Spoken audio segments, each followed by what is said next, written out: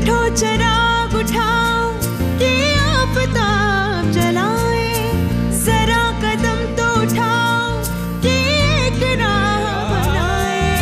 उतारो पाँव से मेहंदी की ये पाँव जलते हैं, उतर के राह पे देखो कि ये पाँव चलते हैं। क्योंकि जीना इसी का नाम है, क्योंकि जीना इसी का नाम है, क्योंकि जीना इसी का नाम है। तुम चाहते हो कि बड़े साहब के खिलाफ मैं तुम्हारी मदद करूं। रॉन्ग नंबर भी सही है और जिससे मैं बात कर रहा हूँ वो भी सही है। ओपी साहब, आपके खिलाफ हमारे पास काफी पुख्ता सबूत हैं, इतने जो आपको कई सालों तक जेल की सलाखों के पीछे सड़ा सकते हैं। धमकी दे रहे हो इंस्पेक्टर? जी नहीं, अभी तो सिर्फ खबर करना। शायद नई वर्दी पहनी है तुमने, तभी तुम्हें नहीं मालूम कि मेरे हाथ कितने लंबे हैं। ओह, तो आप कानून से ज्यादा अपने इन बड़े लोगों पर भरोसा करते हैं। आपको लगता है कि आप कोई भी गैर कानूनी काम करेंगे और आपके ये दोस्त आपको बचा ले जाएंगे। तुम जानते ही नहीं हो हमारे इन दोस्तों के बारे में, तभी जानना चाहता हूँ कौन है आपके ये दोस्त। असल में ओपी साहब, आपसे पहले मुझे उनकी तलाश है। हम मौत बांटते हैं, जिंदगी नहीं। और कोई हमारी ही गर्दन पकड़ ले, ये कैसे हो सकता है? तुम जानते हो, हमारी दुनिया में लोग हमें शहंशाह मानते हैं। तुम बड़े साहब की छाया को भी छू नहीं पाओगे इंस्पेक्टर। ओपी साहब, उनके खिलाफ भी मेरे पास काफी सबूत हैं। जब चाहूं आपके बड़े साहब के हाथों में हथकड़ियां पहना सकता हूं। तो फिर हमारा वक्त क्यों बर्बाद कर रहे हो इंस्पेक्टर? जाओ, जो कर सकते हो कर लो। आपको एक मौका देना चाहता था। ओपी साहब, आप समझदार आदमी हैं, इतना तो समझ ही गए होंगे कि आपका बच पाना मुश्किल है। बस एक ही रास्ता है जो आपको बचा सकता है। वो कौन सा? पुलिस की मदद करके। तो तुम चाहते हो कि मैं तुम्हारा मुखबिर बन जाऊं, और अगर मैं मना कर दूं तो? तब फिर आप जाने और आपका खुदा, कोई भी वकील, कोई भी दोस्त और आपका ये पैसा आपको बचा नहीं पाएगा।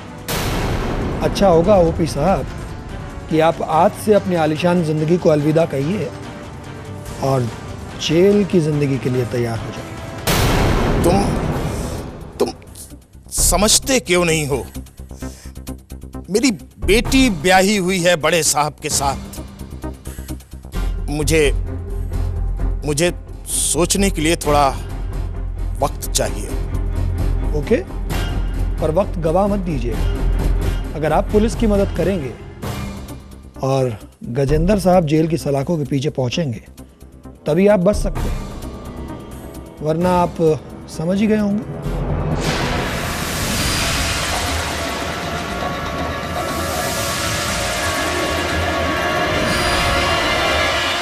अरे मंगला,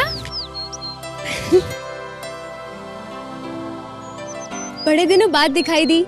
सब ठीक?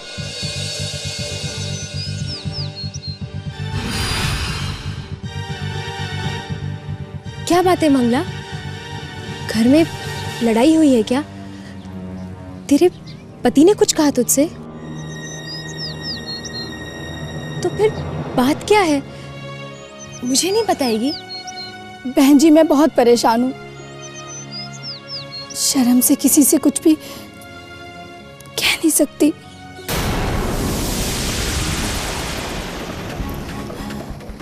पिछले कुछ दिनों से पेट के निचले हिस्से में दर्द रहता है। अरे मंगला, तो तुझे उप स्वास्थ्य केंद्र जाकर नर्स बहन जी को दिखाना चाहिए था। तू तो सब समझती है। तूने अभी तक नर्स बहन जी को बताया क्यों नहीं? वो तुझे सब समझा देती ना। मुझे शर्म आती है बहन जी, नर्स बहन जी से कैसे। मंगला, नर्स बहन जी से भी कोई बात छुपाई जाती है क्या? मंगला, ये तेरा शरीर है और तुझे तो पता है ना कि जब तबीयत खराब होती है तो नर्स बहन जी को जाकर दिखाना चाहिए और फिर जैसा वो कहे वैसा ही करना चाहिए। और मंगला, तू ही अपने टोले की सारी गर्भवती औरतों को जांच और प्रसव के लिए नर्स बहन जी के पास लेकर जाती थी कि नहीं?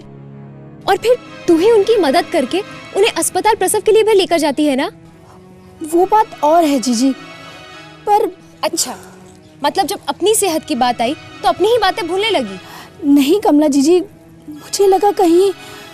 मंगला, इन बातों में देर नहीं करनी चाहिए। चल, मैं चलती हूँ तेरे साथ नर्स बहन जी के पास। चल चल। बाबू, बेटा कैसा लग रहा है अब? तू अस्पताल गया था ना, क्या कहा डॉक्टर जी ने? अम्मा, वो कह रहे थे कि मेरा CD4 काउंट 200 से कम हो गया है। CD4?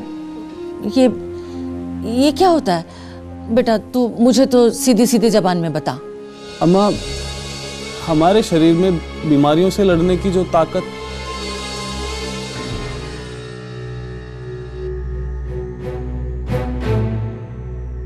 देख अम्मा, जिस तरह हमारे देश पर बाहर का कोई देश आक्रमण करता है तो हमारे देश के पास उसे लड़ने के लिए क्या है? अरे हमारे पास फौज है, 2 मिनट में दुश्मन को धूल चटा देगी। हाँ बस अम्मा, इसी तरह बीमारियों से लड़ने के लिए हमारे शरीर में भी रक्त कणों की एक फौज होती है जो हर प्रकार के संक्रमण से हमारे शरीर की सुरक्षा करती है। मेरे शरीर की ये फौज कुछ कमजोर हो गई है।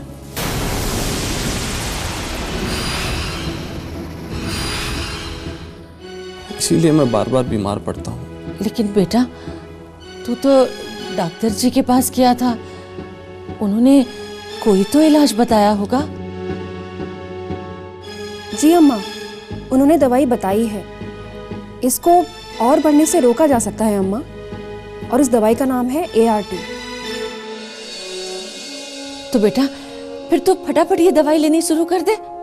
देख, पैसे वैसे की चिंता मत करियो बेटा, बाकी दुनिया बाद में है, सबसे पहले तू है। मैं तेरे लिए। अम्मा, वो बात नहीं है। ये दवाएं तो जिला ART केंद्र में मुफ्त में दी जाती हैं, लेकिन एक बार अगर मैंने ये इलाज शुरू किया ना तो जिंदगी भर मुझे इसी के सहारे जीना पड़ेगा। 3 तरह की दवा दिन में 2 दफा खानी पड़ेगी और एक बार भी ये दवा छूटनी नहीं चाहिए।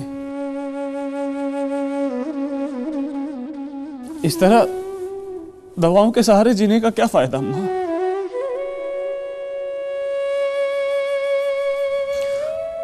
सच कहूं तो मेरा दवा लेने का भी बिल्कुल मन नहीं है। बहुत हो गया अम्मा, बहुत हो गया। बाबू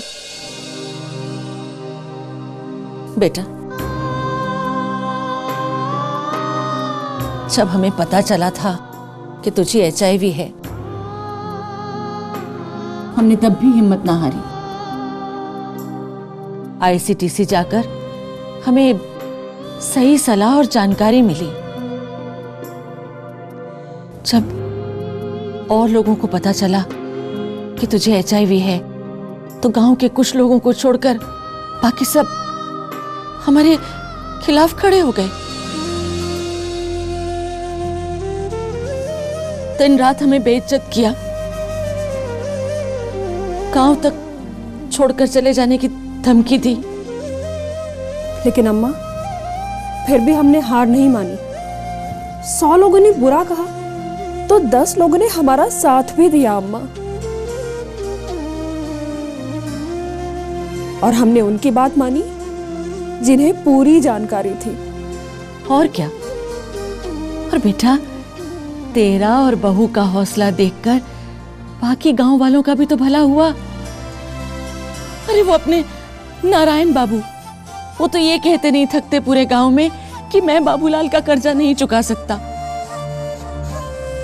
क्यों?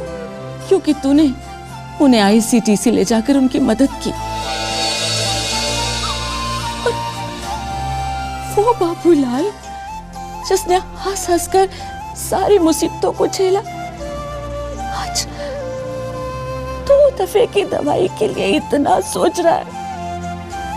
ना बेटे ना, हिम्मत नहीं हारनी है, हिम्मत नहीं हारनी है, समझा?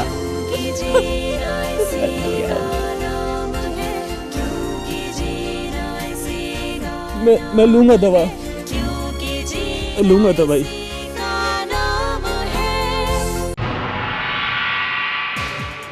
बड़े साहब, चेलाराम जी राजपुरा आ गए हैं।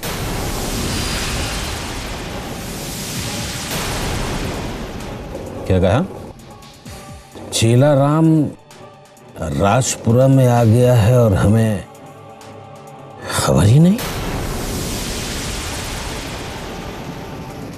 बड़े साहब, मैंने खुद उनकी मोटर देखी है। वो मंगत जी, जाओ और चेलाराम को लेके यहां आओ। हमेशा बड़े घर के तिलक से ही राजपुरा में उसका स्वागत होता आया है और आज भी होगा। जी जी जी। मंगत, बात पूरी किए बगैर जवाब सुनना हमें अच्छा नहीं लगता है। उसके राजपुरा में आने की खबर इस बड़े घर की दीवारों ने क्यों नहीं सुनी? इसका जवाब भी चाहिए।